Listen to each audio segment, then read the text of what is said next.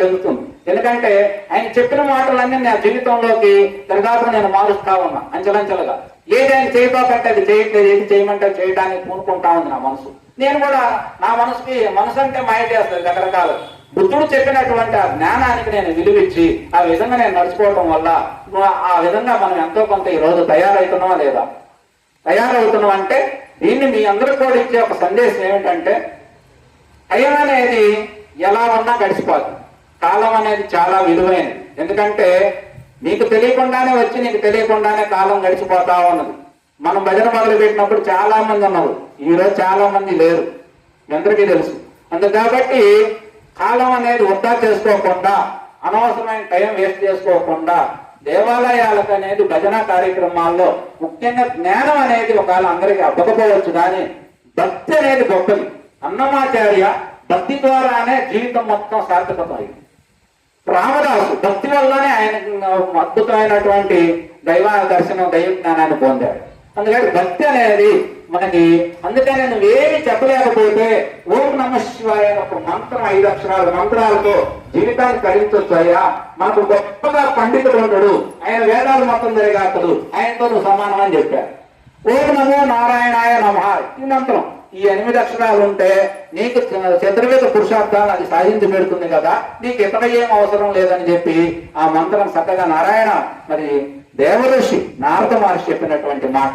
ఇట్లాంటి మహాత్ములు మరి అమ్మవారి నామం దుర్గా భవాని మాతకి శ్రీ మాత్రే నమః అనేటువంటి ఒక గొప్ప నామాన్ని, ఒక్క నామమే ఎందుకంటే పామరులు అంటే మనలాంటి పామరులకి, పండితులు కాదు, పండితులు ఆయన రకరకాలుగా వెతుకుతుడు, పామరులకు కూడా ఏమి లేదు నువ్వు ఉన్నావు అని చెప్పి మరి అలా అన్వేషణ చేస్తే చక్కగా మనకి ఆ జ్ఞానం అబ్బుతుంది. అందుకు కాబట్టి సిద్ధార్థుడిగా పుట్టి బుద్ధ భగవానుడుగా అంటే సత్యాన్ని తెలుసుకొని, భగవానుడు అంటే భగవంతుడు అంటే ఇప్పుడు దాకా మనం చెప్పుకున్న ఈ సృష్టి మొత్తానికి ఆధారమైన వాడు. భగవానుడు అంటే భగవత్ తత్వాన్ని, ఆ భగవంతుడిని కనుక్కున్నవాడు, తిరిగి ఇలా బోధించేవాడిని భగవాన్. అందుకే మనకు శ్రీకృష్ణుడు భగవద్గీతలో భగవాన్ ఓవాచ అంటే శ్రీకృష్ణుడు పలికెను. అందుకని ఆ భగవానుడు మనకిచ్చిన సందేశాన్ని, ఆ బుద్ధుడు యొక్క మరి విధానాన్ని మనం తీసుకొని మన గ్రామంలో ప్రవేశపెట్టినటువంటి మరి లేలేను రావా దంపతులు కూడా, ఎందుకంటే వాస్తవానికి మనం చెప్పుకోవాల్సిన పని లేదు, గతంలో మనం ఎప్పుడు చెప్పుకోలేదు, కానీ మనకి అరిచేతుల కారణం పెడితే ఒక 6 నెలలు గుర్తు పెట్టుకోవాలని చెప్పి కృతజ్ఞతాపరులు చెప్పినటువంటి మాట. ఒక మంచి కార్యక్రమాన్ని మనకి ఇచ్చినందుకు మనందరం కూడా వాళ్ళ పట్ల కృతజ్ఞతా భావం తెలుపుకుంటూ, బుద్ధ భగవానుడు మరి ఆయన ఏదైతే సాధించిండో, ఆయన ఏదైతే పొందిండో, ఆయన దేనికోసం అయితే తప్పించిండో ఆ తపన నెరవేరి రానున్న రోజుల్లో మన గ్రామంలో కూడా పర్లేదా కొంతమంది మహాత్ములు తయారయ్యారు అని. ఎందుకంటే కొన్ని వంశాలకు చరిత్రలు లేకుండా పోతున్నాయి.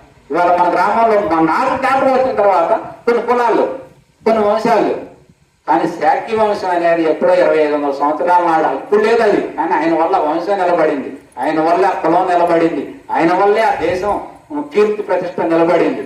అందుకాటి ఆ రకమైన విధానం కోసం పెద్ద వయసు వచ్చిన తర్వాత ఎంత వీలైతే అంత మిగతా కార్యక్రమాలు తగ్గించుకొని దైవ కార్యక్రమాలు పెట్టుకుంటే ఎంతో సుఖం, ఎంతో హాయిగా ఉంటుందని చెప్పి నాకు బాగా అర్థమైంది. నేను అదే చేద్దాం అనుకోండి, ఇతరులు కూడా అదే చూద్దాం అనుకోండి. ఎందుకంటే మనం చెయ్యింది ఏది చెప్పాల్సిన అవసరం లేదు, చేసేది ఏది చెప్పకుండా దాచాల్సిన అవసరం లేదని చెప్పి మహాత్ములంతా మన సందేశం ఇచ్చారు. కాబట్టి అనేక రకంగా మనం కార్యక్రమాల వైపు ముందుకు పోవాలి, ఇట్లా తెలుసుకోవాలి. మీకు కొన్ని మాటలు చెప్పాలంటే కష్టం అనిపిస్తుంది, కానీ ఇక కొన్ని రోజుల తర్వాత మాలాంటి వాళ్ళు మీలాంటి వాళ్ళు ఇందామన్నా మేము ఉన్నాం. ఎందుకనంటే గతంలో ఎవరు ఇన్ని రహస్యాలు, ఇంకా ఇంతకంటే రహస్యాలు ఉన్నాయి. మనం నిర్మలంగా కూర్చొని వెతుకుతామంటే మన సత్సంగం ఇక్కడే కూర్చొని ఎన్నో విషయాల మీద పరిశోధన చేసాం, అద్భుతమైన విషయాలు. అందులో మీ మనసుకి సరిపోని జిజ్ఞాస, దాని పట్ల వర్క్ లేకపోవడం వల్ల మీరు దాన్ని భరించలేకపోవచ్చు, కానీ దాని పట్ల మాకు ఆరాధన ఉండటం వల్ల మేము దాంట్లో ఎంతో కొంత సాధించామనేది మాకు అర్థమవుతుంది. ఎందుకంటే ఇప్పుడు నా గురించి నాకు తెలిసినంతగా మీకు తెలియదుగా, ఎవరి గురించి వాళ్ళకే తెలిసింది. అందుకని మహాత్ములు ఏం చెప్పారు, నీ గురించి నువ్వు తెలుసుకోమని చెప్పారు.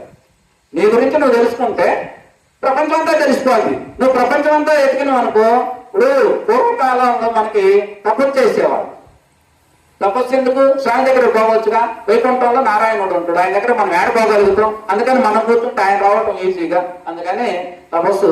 అట్లానే మనం అనేది ఇట్లా కూర్చొని ఈ వేదికలు ఇవన్నీ కూడా వినాలి, తెలుసుకోవాలి. తెలుసుకుంటే ఏమొస్తుందంటే, ఏమొస్తుందో తెలియదు. నాకైతే ఒకటి అర్థమైంది, సృష్టి రహస్యం పూర్తిగా అర్థం కాకపోయినా మంచి చేసిన వాడు మంచిగానే ఉంటాడు, ఆనందంగా భౌతికంగా ప్రపంచం మీద ఆనందంగా బ్రతుకుతాడు. పోయిన తర్వాత జన్మలు చెబుతున్నాడు, ఐదు స్వర్గ నరకాలు అంటాడు, రకరకాలుగా చెబుతుండ్రు. పోనీ వచ్చే జన్మ ఏదో మంచిదని చెబుతుండ్రు. ఇవన్నీ మనకు అర్థం కాకపోయినా ఈ జన్మలో మనం హాయిగా సంతోషంగా బ్రతుకుతూ 10 మందికి ఉపయోగకారిగా మారామనుకోండి, దీన్ని జన్మల తర్వాత చూద్దాం. దాని అవారం ఏదైనా దాచిపెట్టుకున్న దాని అయితే ఇబ్బంది లేదుగా. ఇప్పుడు నాకు 10 లక్షలు బ్యాంకులో ఉన్నాయి అనుకోండి, నా డబ్బుకే ఇబ్బంది ఏం లేదుగా. లేబడికి ఎక్కడి నుంచి వస్తుంది?